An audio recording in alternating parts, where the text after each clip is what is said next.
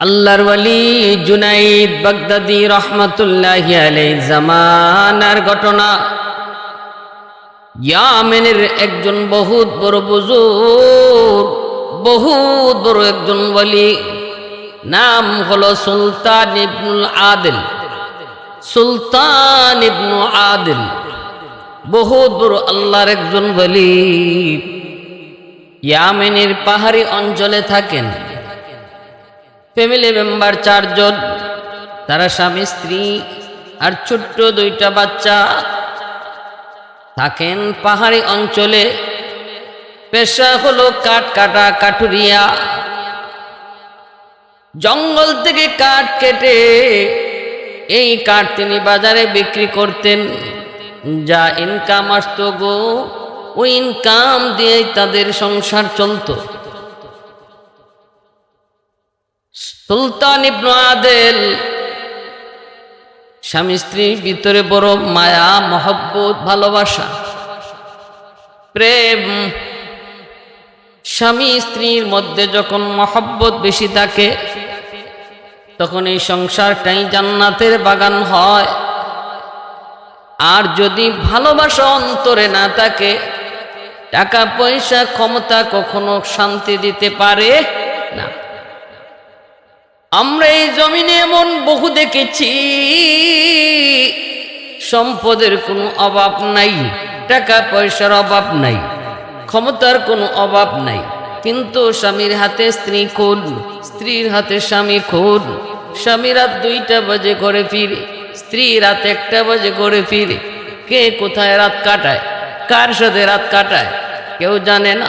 স্বামী কার সাথে গাড়ি নিয়ে বের হয়, স্ত্রী কার সাথে গাড়ি নিয়ে বের হয়, সন্তান কার সাথে ঘোরায়, কোনো খবর নাই। ঘরটা যেন জাহান্নামের টুকরা। এসির অভাব নাই, মকমলের অভাব নাই, টাকা পয়সার অভাব নাই। একটা জিনিসেরই শুধু অভাব, সেটা হলো মহব্বত, সেটা হলো ভালোবাসা, সেটা হলো শান্তি।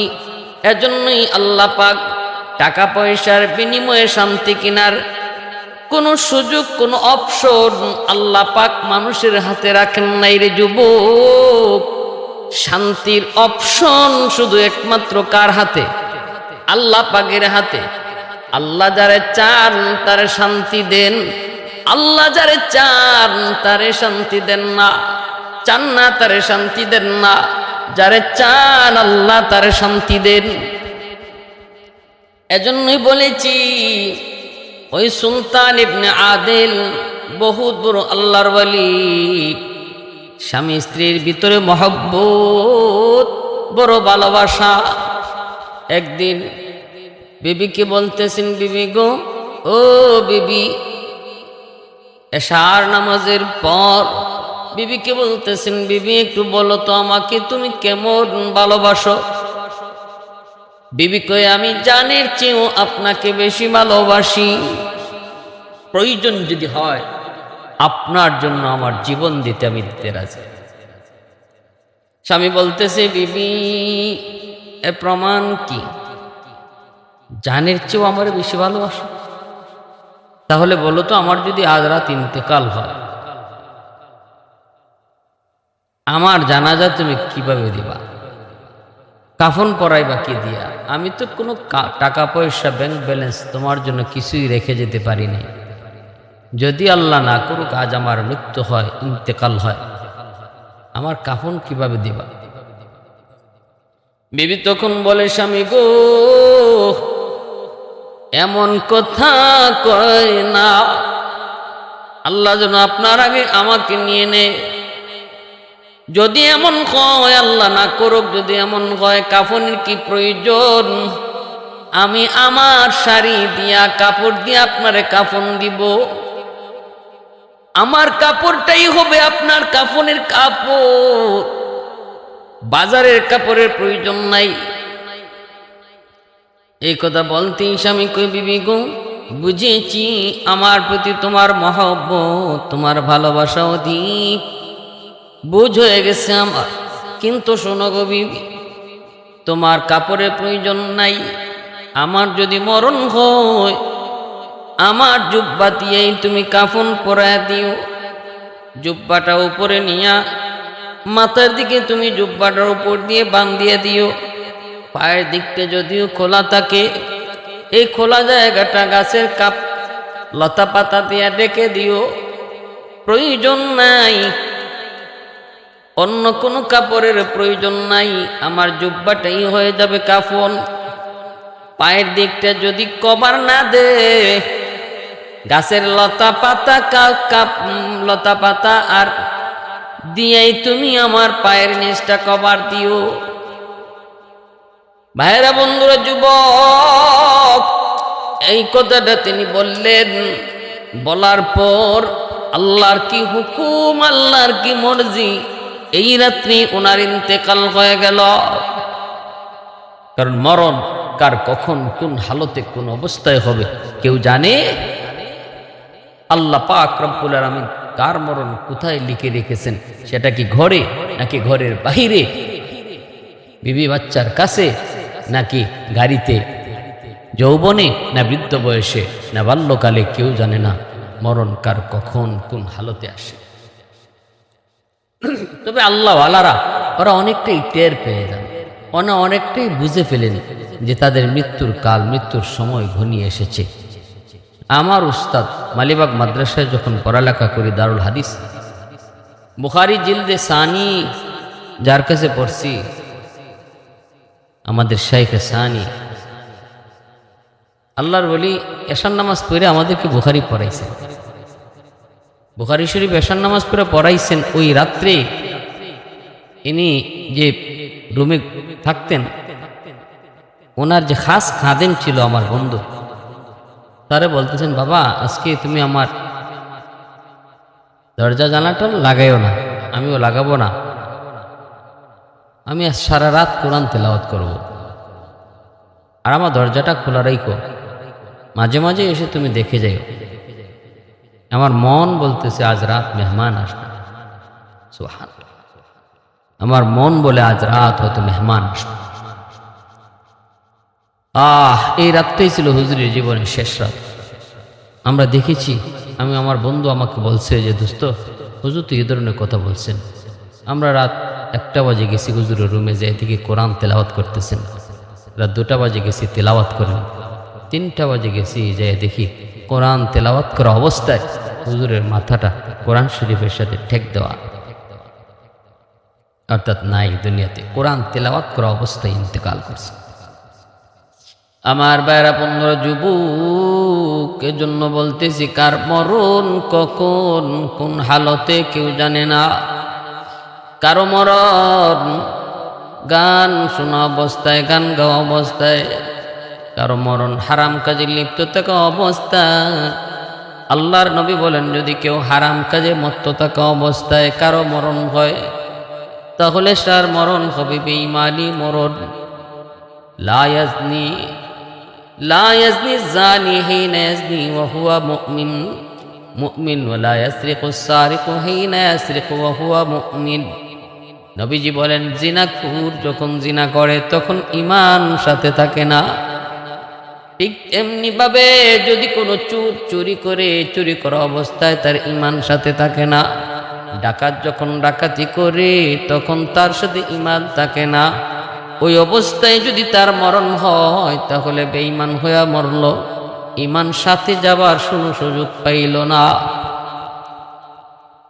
আর আল্লাহর ওলিরা ওরা বুঝতে পারতেন, টের পাইতেন তাদের মরণটা কোন হালতে কত সুন্দর হয়। দেখেন, কোরআন তেলাওয়াত করা অবস্থায় মরণ। এজন্য আল্লাহর ওলিরা টের পায় যান। ওই দিকে দেখা যায় সুলতান ইবনে আদিল, সে তার বিবিকে বলতেছে, বিবি গো, আজ রাত হয়তো আমার জীবনের শেষ রাত। যদি আমার মরণ হয়, তোমার কাপড় দিও, আমাকে জানাজা দেওয়া লাগবে না, কাফন পরানো লাগবে না, আমার জুব্বা দিয়ে কাফন দিবা। পায়ের দিকটা খোলা থাকলে সেই জায়গাটা তুমি লতা পাতা দিয়া কভার দিয়া দিও। যেমন কথা তেমন কাজ। কিন্তু বিবি বলতেছিল, স্বামী গো, এই রাতে যদি তোমার মরণ হয়, তাহলে বুঝলাম আমি কাফন পরাইব এইভাবে, কিন্তু জানাজা দিব কে? জানাজা কাফন পরাইব কেমনে? জানাজা দিব কে? কিভাবে কি কি হবে? আমি তো কিছুই জানি না, কিছুই বুঝি না। জঙ্গলের ভিতরে একজন মানুষ মরণ হবে, আর জানাজা কেমনে হবে? তখনই স্বামী বলতেছে, বিবি গো, আমার মরণের পর তুমি আমার সন্তানকে তুমি এলাকায় পাঠাইবা, ইমাম সাহেবের কাছে পাঠাইবা। ইমাম সাহেব আসলে পরে রাতের অন্ধকারেই আমাকে দাফন দিয়ে দিবা। বিবি বলতেছে, যদি অন্ধকারে ইমাম সাহেব না আসেন, গ্রাম থেকে যদি এই পাহাড়ি অঞ্চলে কেউ না আসে রাতের অন্ধকারে জানাজা পড়ার জন্য, তাহলে কি করব? এবার সুলতান ইবনে আদিল বলতেছে, বিবি গো, যদি এমন হয় তাহলে কাউকে দরকার নাই, তুমি আমার দুটা নাবালিক সন্তানকে নিয়ে পাহাড়ের উপরে উঠবা। ওইটা তাদের কাঁধে হাত দিয়ে তুমি একটা এলান করবা, ইয়া রব্বি কাদ মাতা সুলতান ইবনে আদিল। এইভাবে তুমি এলান দিবা, আল্লাহ, তোমার গোলাম সুলতান ইবনে আদিল ইন্তেকাল করেছে। এতটুকু বলতে পারবানি? কয় এতটুকু বলতে পারবো। কয় বাকিটা আমার আল্লাহর উপরে সবর করবা, আর এতটুকু বলবা, মালিক, তোমার গোলামের জীবনের কোনো 2 রাকাত নামাজ যদি তোমার কাছে পছন্দনীয় হয় গো, এর উসিলায় তুমি তার মৃত্যুর পরবর্তী কাজ সমাধা করো কুদরতি ভাবে। বিবির কাছে এই কথাগুলি বইলা সুলতান ইবনে আদিল ওই রাত্রে ইন্তেকাল করেন। ইয়ামেনের বহুত বড় বুজুর্গ, তৎকালীন সময়ে বাগদাদের বহুত বড় বুজুর্গ বাগদাদে আল্লাহর বহুত বড় একজন বুজুর্গ জুনাইদ বাগদাদি, তিনি বাগদাদে আছেন। এইদিকে ওনার ইন্তেকাল হয়ে গেল ইয়ামেনের এক জঙ্গলে, ইয়ামেনের এক পাহাড়ি অঞ্চলে। কিন্তু ইমাম সাহেবকে খবর দেওয়ার জন্য বাচ্চারে পাঠাইছেন। ইমাম সাহেব বলতেছে, এত রাত্রে কেউ যাবে না পাহাড়ে, তোমরা যায় তোমার বাবার লাশ পাহারা দাও, সকালবেলা আমি মানুষজন নিয়ে জানাজা পড়ায় দেব। বাচ্চাগুলি কান্দে আর কয়, মা গো, কেউ আসে নাই। সাথে সাথে মায় কয়, বাবা কান্দিস না, তোর আব্বা বিকল্প একটা পথ বলে গেছে। দুটা বাচ্চারে নিয়া দক্ষিণী মা বাচ্চার কাঁধে দইরা আল্লাহর কাছে ডাক দিয়ে কয়, ইয়া রাব্বি কাদ মাতা সুলতান ইবনে আদিল। সুলতান ইবনে আদিল কয় যখন আল্লাহর কাছে ডাক দিয়ে কয়, মালিক, আমার স্বামী তোমার গোলাম জীবনে যদি 2 রাকাত কোনোদিন তোমাকে খুশি করার জন্য নামাজ পড়ে থাকে, ওই নামাজের উসিলায় তুমি তার জীবনের মৃত্যুর পরবর্তী কাজটা তুমি সমাধা করো। ভাইরা, বন্ধুরা আমার, আওয়াজ পৌঁছে গেল মালিকের দরবারে। আল্লাহ পাক মানুষ রূপী ফেরেশতা পাঠায় দিয়েছেন বাগদাদি জুনাইদ বাগদাদির কাছে। জুনাইদ বাগদাদির কাছে একজন মানুষ রূপী ফেরেশতা এসে কয়, জুনাইদ কোথায় আছো? কয়, বাগদাদে আছি। ইয়ামিন এখান থেকে কত দূর? কয়, 2500 দূর। 2500 মাইল দূর। এখনই ওই জায়গায় যাইয়া একটা জানাজার নামাজ পড়া লাগবে,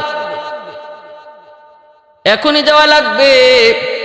রাত পোহানোর আগে আগে তার জানাজাটা পড়া লাগবে। সে বহুত বড় আল্লাহর একজন ওয়ালি, রাতের অন্ধকারেই তার জানাজা পড়া লাগবে।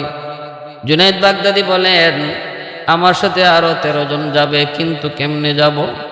শর্ট রাস্তা মালিকের কাছ থেকে বইলা দেন, যেন অল্প সময়ে আমি 2500 মাইল পাড়ি দিতে পারি, এমন কোন রাস্তা আছে? ফেরেশতা আল্লাহর কাছ থেকে জানিয়ে দেয়, ও জুনাইদ, মাটি ছিটায় দিলাম। এই মাটিটা হলো যেই লোক মারা গেল, যে আল্লাহর ওলি ইয়ামিনে, তার কবরটা যেখানে হবে ওই জায়গার মাটিটা এখানে তোমার সামনে ছিটায় দেওয়া হয়েছে।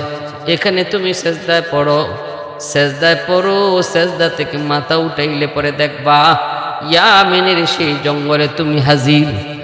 জুনাইদ বাগদাদি 13 জন সাথে নিয়া সাথে সাথে আল্লাহর কুদরতি কদমে সেজদায় পড়ে গেলেন। সেজদা থেকে মাথা উঠাইলেন, সুবহানা রাব্বিয়াল আলা, সুবহানা রাব্বিয়াল আলা, সুবহানা রাব্বিয়াল আলা। সেজদার তাসবিহ কইরা মাথাটা উঠায় দেখেন তারা আর বাগদাদে নাই। মুহূর্তের ভিতরে আল্লাহ পাক এক পলকে ২৫০০ মাইল ইয়ামেনের ওই পাহাড়ি অঞ্চলে হাজির কইরা দিছেন। এটা একমাত্র সম্ভব কার দ্বারা? একমাত্র সম্ভব আমার আল্লাহ পাকের কুদরতের দ্বারা। কাদিরে কুদরত দারি বরকামাল, আনতা রব্বি আনতা হাসবি দুল জালাল, আনতা রব্বি আনতা হাসবি দুল জালাল। বরি আজ চৌচিরাই, বরি আজ সুরত রঙ্গি, বরি আজ ইজ্জ নিয়াজি, বরি আজ বেমু উমিদি, বরি আজ খুরদন ও খুফতন, বরি আজ তোহমত মর্দন, বরি আজ বেমু উমিদি, বরি আজ রঞ্জ বালাই। আহাদুন আহাদুন সামাদুন লাইসা কামিসলি সামাদুন লাইসা কাফাদলিক, লিমানিল মুলকু তুগু ই তু সাজাওয়ার খুদাই, তু খুদাওয়ান্দ ইয়ামিনি তু খুদাওয়ান্দ ইয়াসারি, তু খুদাওয়ান্দ জামিনি তু খুদাওয়ান্দ সামাই। জুনায়েদ বাগদাদি দেখতেছেন একটা লাশ, একটা মহিলা ২টা বাচ্চা নিয়ে অসহায়ের মতো লাশের পাশে বসা। মা এই লাশটা কার? আমার স্বামী, নাম হলো সুলতান ইবনে আদিল। জুনায়েদ বাগদাদির নামটা শুই নাই, তিনি বলে বুঝে গেছেন এই সে আল্লাহর ওলি। জুনায়েদ বাগদাদি কই, মা গো টেনশন করো না, আমার আল্লাহ পাক আমাকে পাঠাইছে তোমার স্বামীর জানাজার সকল ব্যবস্থা করার জন্য। জুনায়েদ বাগদাদি বলতেছে, কাপড়ের ব্যবস্থা কেমনে করেছ? মহিলায় কই, হুজুর আমার স্বামীর জুব্বা দিয়ে আমি কাপড়ের ব্যবস্থা করেছি। পায়ের দিকটা সম্ভব হয় নাই, কাপড় লতা পাতা দিয়ে ডাকছি। জুনায়েদ বাগদাদি কয়, না গো, এই যে নেও আমার মাথার জুব্বার কাপড় দিয়ে তার জানাজা তার কাফন পড়াও। সাথী সঙ্গী যে 13 জন আসছিল তারা কয়, হুজুর আমরাও আমাদের জুব্বাটা আমাদের পাগড়িটা দিয়ে দিব, এই পাগড়ির কাপড় দিয়ে তার কাপড়ের ব্যবস্থা হোক। 13 জনের 13টা পাগড়ি যখন দিলেন, মাত্র 5টা লাগলো, 3টা লাগলো পুরতার, কিন্তু বাকিগুলা নিচে মাটির নিচে বিছায়া চাদর বানায় দিছেন। যেই আল্লাহর ওয়ালি মৃত্যুর আগে স্ত্রীকে বলতেছে, বিবি গো আমার কাফনের কাপড় কি দিয়ে দিবা? আল্লাহ পাককে খুশি করার কারণে আর আল্লাহ তার উপর খুশি হওয়ার কারণে কাফনের কাপড় আর এখন শর্ট না, বরং উফরায় পড়ছে, অতিরিক্ত হইতেছে। জানাজা পড়ায়া দিবেন জানাজা পড়ায়া দিবেন। জানাজায় দাঁড়াইলেন, ইমামতি করতেছেন জুনায়েদ বাগদাদি, বহুত বড় আল্লাহর ওয়ালি। ইমামতি করবেন জুনায়েদ বাগদাদি, পিছনে তার 4 সঙ্গী সাথী মুরিদান 13 জন, আর 2টা নাবালেগ বাচ্চা। ওই 2টা নাবালেগ বাচ্চা কার? সুলতান ইবনে আদিলের। জানাজা পড়াইবেন মাত্র হঠাৎ করে একজন বুজুর্গ আইসেই ডাক দেয়া কইস, ও জুনাইদ, সাবধান, জানাজা পড়াও না, এখনো জানাজা হবে না। জুনায়েদ বাগদাদির হাতটা দুইরা জানাজা পড়াইতে আটকায় দিলেন, আর বলতেছেন জানাজা এখন হবে না, পড়ে। এই বইলা তিনি বলতেছেন, আমাকে আমার আল্লাহ পাঠাইছেন। ও জুনাইদ, ওই যে আমার হাতে একটা ব্যাগ, এই ব্যাগটা খুইলা দেখো, 3টা কাফনের কাপড় আছে। আল্লাহর পক্ষ থেকে কাফনের কাপড় পাঠানো হয়েছে। জুনায়েদ বাগদাদি কয়, হুজুর আমরা তো কাফনের কাপড় তারে পরাইছি। কয়, আল্লাহ তারে দিছে। সুবহানাল্লাহ। ভাইরা বন্ধুরা আমার, আল্লাহ পাক রব্বুল আলামিন কয়, ওয়া মান ইয়াত্তাকিল্লাহা ইয়াজআল লাহু মাখরাজা ওয়া ইয়ারযুকুহু মিন হাইসু লা ইয়াহতাসিব। আল্লাহ কয়, বান্দা তুই যখন আমার হয়ে যাবি, আমি তোর হয়ে যাব। তখন তোর জন্য সব কইলে দিব, সব আমি কইরা দিব। তোমার সব কিছুর জিম্মাদান আমি আল্লাহ নিজে হয়ে যাব। রিজিকের ব্যবস্থাও করব অজানা অচেনা জায়গা থেকে, কল্পনা হবে না। তোমার জীবনের সব কাজের দায়িত্বের জিম্মাদার আমি আল্লাহ হব। ভাইরা বন্ধুরা, এই অবস্থায় জুনায়েদ বাগদাদি তিনি ওই কাফনের কাপড়টাও বের করলেন। এরপরে ওই লোক অপরিচিত মুসাফির তিনি ডাক দিয়া বলতেছে, জুনাইদ পিছনে যাও, পিছনে যাও।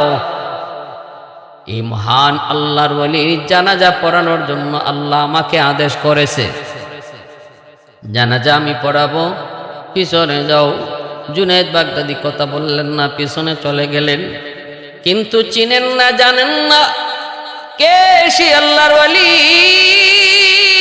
কি তার পরিচয়, কেন কি জন্য আমাকে পড়াইতে দিল না, তারে পড়াইতে আল্লাহ কইল কে সে, কি তার পরিচয়। জুনায়েদ বাগদাদি কিছুই বলেন না। জানাজার নামাজ পড়ানো শেষ। এরপর মুসাফির ইমাম সাহেব ডাক দেখো, জুনাইদ ওই যে ব্যাগটা তুমি নিছিলা, যে ব্যাগটা কুইলা কাফনের কাপড় বের করছো, এই ব্যাগের নিচে 1200 স্বর্ণ মুদ্রা আছে। এই 1200 স্বর্ণ মুদ্রা ওই মহিলার কাছে দিবা, সুলতান ইবনে আদিলের স্ত্রীর কাছে দিবা। তার 2টা অবুজ নাবালেগ 2টা বাচ্চা আছে, আল্লাহ পাকের পক্ষ থেকে হাদিয়া। বলবা এই ব্যাগ থেকে সারা জীবন যেন টাকা নেই, হাদিয়া নেই, স্বর্ণ মুদ্রা উঠায়, হাত ঢুকাইয়া বিসমিল্লাহ বলে হাত ঢুকাইবে আর নিবে, কখনো দেখবে না কতটুকু বাকি আছে। সারা জীবন ভর এই ব্যাগে তাদের হাজত পুরা করার জন্য আল্লাহ বরকত ঢেলে দিবে। বলবা কখনো যেন কুইজা তালাশ করে না দেখে কি পরিমাণ আছে। পায়রা বন্ধুরাই বইলা তিনি বলতেছে আমি চলে যাই।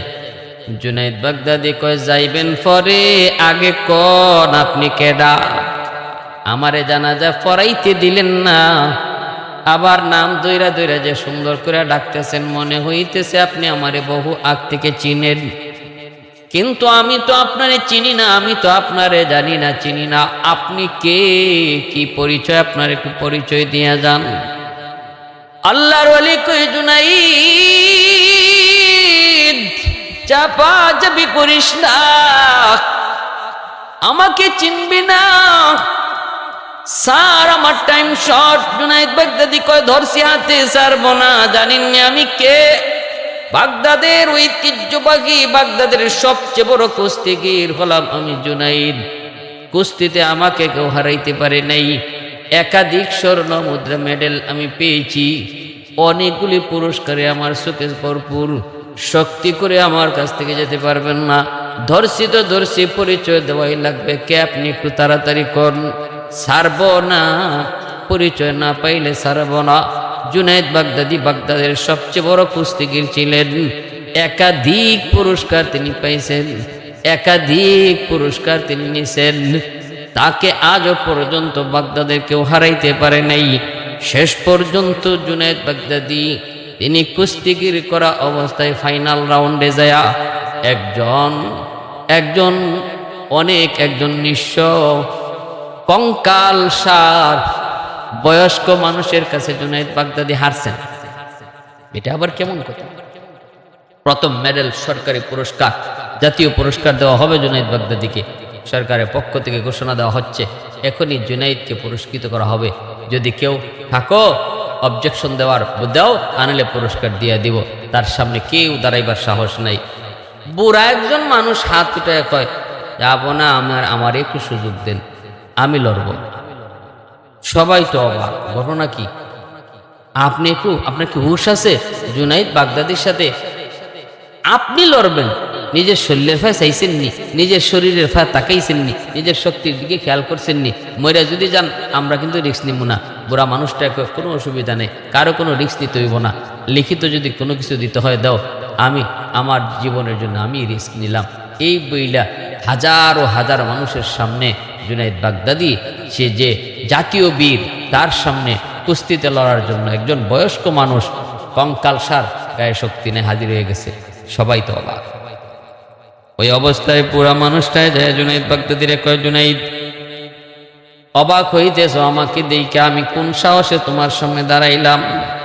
কিন্তু জুনাইদ শোনো, তুমি আমাকে চিনো না, আমি তোমাকে ভালো করে চিনি। তবে আমার পরিচয় যদি দেই, আমাকেও তুমি ভালো করে চিনবা। কে আপনি? কয় আমি। পরে বলতেছি আমি আর কি। এর আগে আমার অবস্থাটা তোমারে শোনাই। আজ 3 দিন হয়ে যায়, আমার পরিবারে খানা নাই, আমার বাচ্চাগুলো অসহায়, ঘরে খানা নাই। জুনাইদ, আমি কারো কাছে ভিক্ষা চাইতে পারি না, কারো কাছে সাহায্য চাইতে পারি না, সদকাও খাইতে পারি না, কারণ আমি নবীর বংশের মানুষ। এজন্য কারো কাছে হাতও বাঁধতে পারি না, আমার বংশ হলো নবীর বংশ। যদি তুমি আজকের এই প্রতিযোগিতায় আমার কাছে তুমি ইচ্ছা করে হেরে যাও, তাহলে তোমার এই হেরে যাওয়ার কারণে নবীর বংশের কিছু মানুষের মুখে খাদ্য জুটবে। আজ আমার বাচ্চাগুলো একটু হাসি ফুটবে, তাদের মুখে হাসি ফুটবে।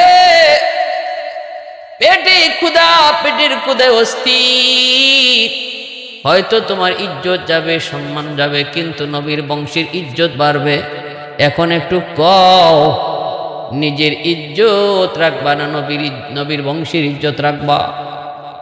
জুনাইদ বাগদাদি কই, আপনি আর বলতে হবে না গো, আর আমাকে শোনাইতে হবে না।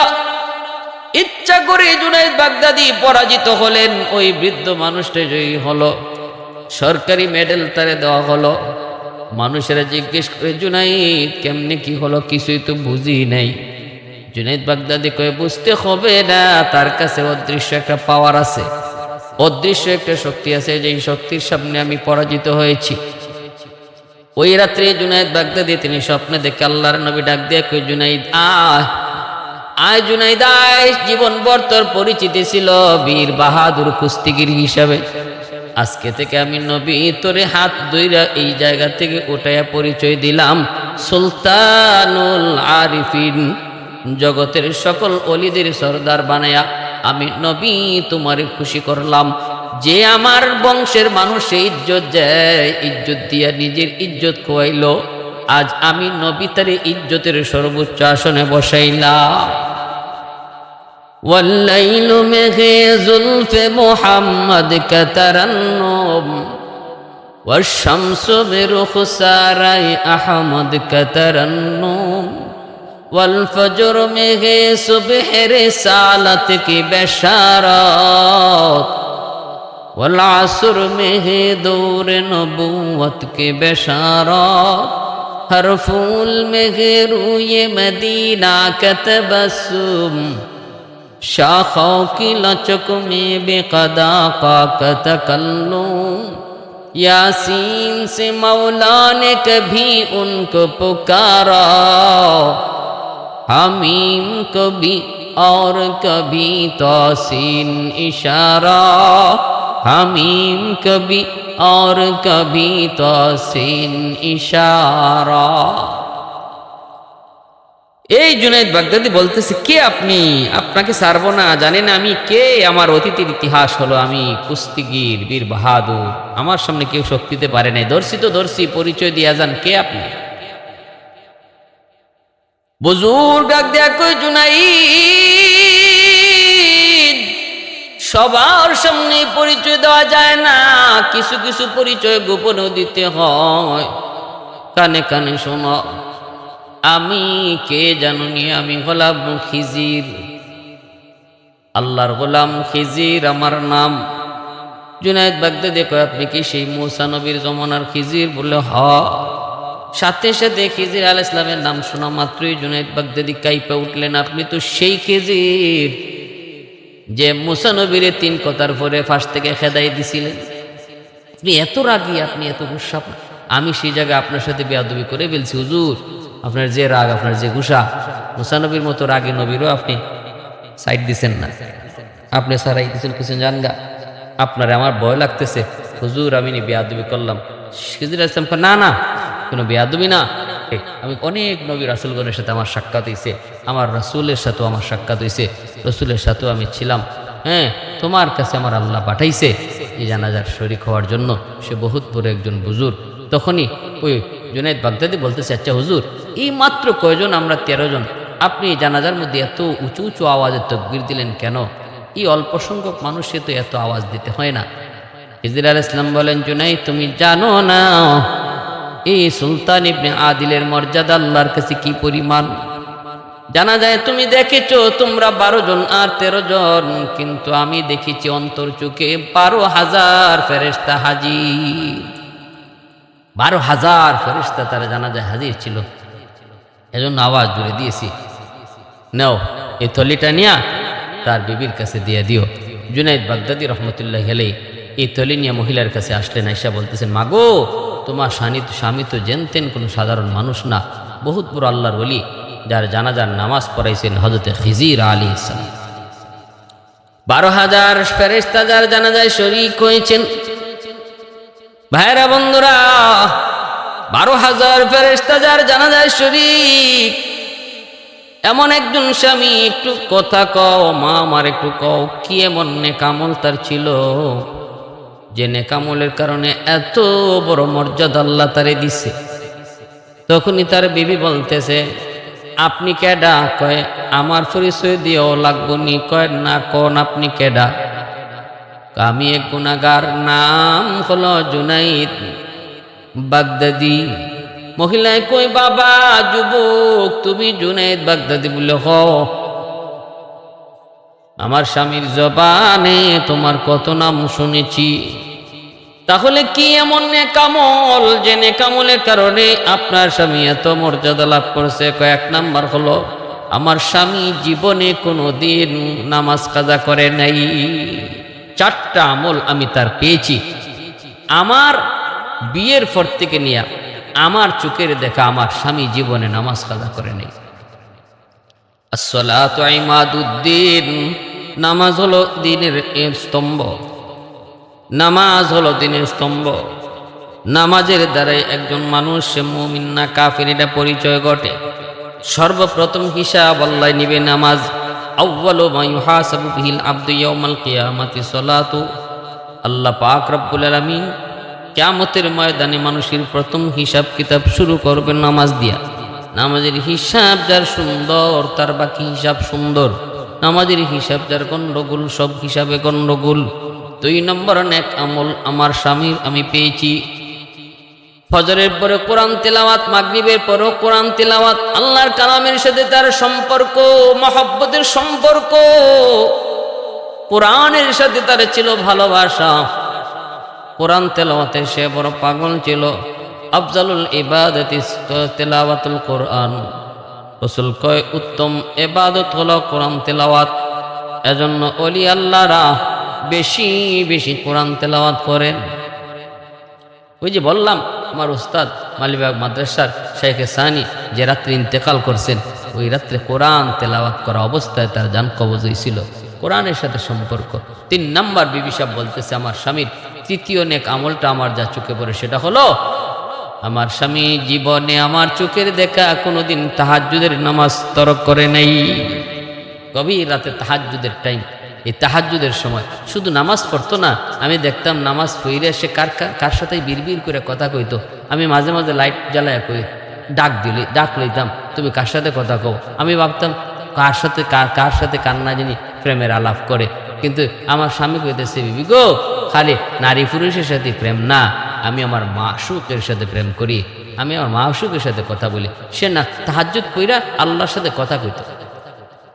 4 নম্বর নেক আমল হালাল রুজি। আমার স্বামী একজন কাঠুরিয়া, তিনি কাঠ কাটতেন, জঙ্গল থেকে কাঠ কাইটা বাজারে বিক্রি করতেন, ইয়ামেনের বাজারে। এই বাজারে বিক্রি কইরা যেটা কয়টা টাকা পয়সা পাইতেন তা নিয়ে সংসার চলতো। কোনোদিন আমাদের হারাম ছোঁয়া লাগে নেই। হালাল ইনকাম অল্প অল্প হলেও আমার স্বামী সবসময় হালাল ইনকাম কামাই করতেন। হালাল কামাই দিয়ে আমাদের সংসার চলতো। এজন্য মনে রাখবারে যুবক, যেই ঘরের মধ্যে হারাম ঢুকে, হারাম মাল ঢুকে, এই ঘরে কখনো আল্লাহওয়ালা তৈরি হয় না। আল্লাহওয়ালা তৈরি হতে হলে শর্ত হলো হালাল রিজিক। এবাদত যদি কবুল করতে হয় হালাল রিজিক শর্ত, নামাজ কবুল, কোরআন তেলাওয়াত কবুল, জিকির আজকার কবুল। কখন কয় যখন রিজিক হালাল হবে। হালাল রিজিক যদি না হয় তাহলে এবাদত কবুল হয় না। এই চারটা এবাদত আমল ছিল ওই আল্লাহর ওলির সুলতান ইবনে আদিল, যিনি জুনাইদ বাগদাদি রহমতুল্লাহি আলাইহির জামানার একজন বহুত বড় ওলি, যার বাড়ি ছিল ইয়ামেন। তাফসীরে কিতাবের ভিতরে এটা আনছেন। এই ঘটনাটা কেন আনছেন? যে আল্লাহ যখন তার কোনো বান্দার, আল্লাহকে যখন কেউ খুশি করে আর আল্লাহ তার উপরে খুশি হইলে তার জীবনের সকল ঘাটে যে আল্লাহই তার সাহায্যকারী, আল্লাহই যে তার সব কিছু ব্যবস্থাকারী, এর একটা উত্তম দৃষ্টান্ত তাফসীরে কিতাবে এই ঘটনা দ্বারা উল্লেখ করছেন। এজন্য আসুন আমরা আমাদের প্রত্যেকের জীবনের সব ঘাটে যদি আল্লাহ সাহায্য চাই, তাহলে খুশি রাখতে হবে মেম্বারকে, চেয়ারম্যানকে, এমপিকে না, খুশি রাখতে হবে মালিককে। আল্লাহকে যদি খুশি রাখি সব ঘাটে আল্লাহই আমার সাহায্যকারী হবে। আল্লাহ আমাদের তৌফিক দান করুন, আমিন।